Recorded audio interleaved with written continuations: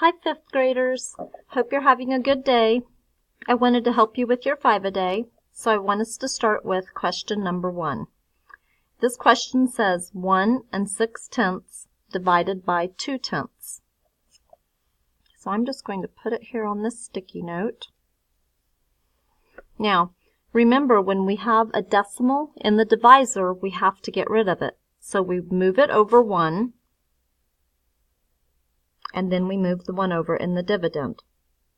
So now, what we actually have is 16 divided by 2. And that would be 8.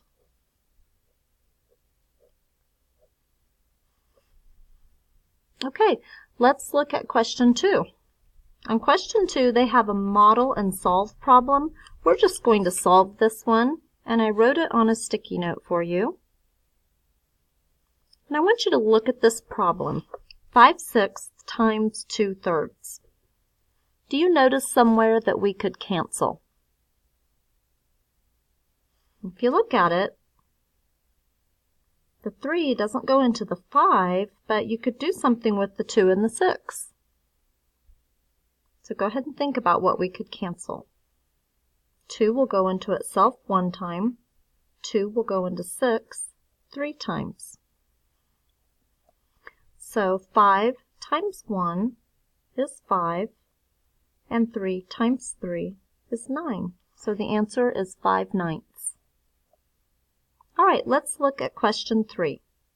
This is a volume problem, so we need to start out with writing the volume formula. Volume equals length times width times height. Okay, let's find the length. 1, 2, 3, 4. So we'll take 4 times the width, 1, 2, 3, times the height, 1, 2. All right, 4 times 3 is 12, and 12 times 2 is 24. So that's 24 cubic units. Okay, the next problem is rounding. The first part wants us to round to the nearest tenth. So we look at the 7. The number right next to the 7 is a 3, so it lets it rest. So we have 2 7/10. All right, the next one is in the hundredths place. So I come over here, my 3 is in the hundredths place, my 5 is in the thousandths. The 5 tells the 3 to do what? That's right, go up. So we have 2 74 hundredths. Okay, the last one goes to the thousandths place, and that is our 5. What does the 8 tell the 5 to do?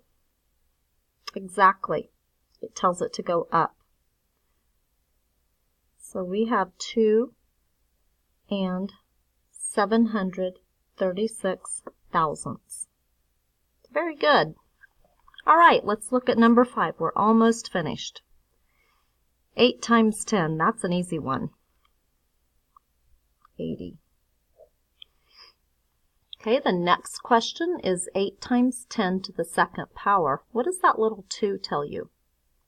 Good, it's like saying 100. So when we multiply that, we have 800 as our answer. The next one says 8 times 10 to the 3rd. And that is the same thing as 1,000. So we have 8,000. We're almost finished.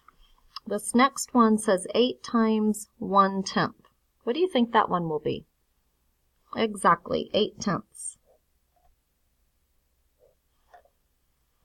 Then we have 8 times 100th. Can you guess the pattern? Good. 8 hundredths. And the last one? 8 thousandths. Awesome. Okay, everybody, you need to put these back in your math binders. Thank you.